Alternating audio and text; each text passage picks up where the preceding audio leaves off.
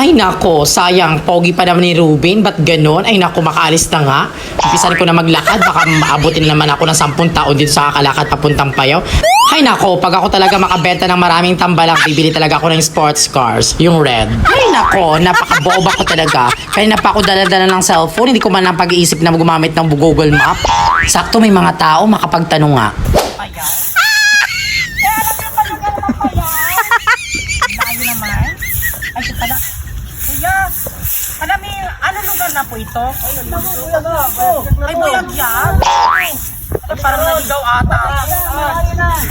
Saan po ako dadaan? Salamat po mga kuya, mag-Google Map na ako. Going to the right, going to the left, going to the right, going to the left. Ang bobo naman itong Google Map na to, ang gulo-gulo. Alam ko na ang gagamitin ko na lang. Waste na lang para mas madali. Wow! 10 minutes kilometers away, going to Bigo.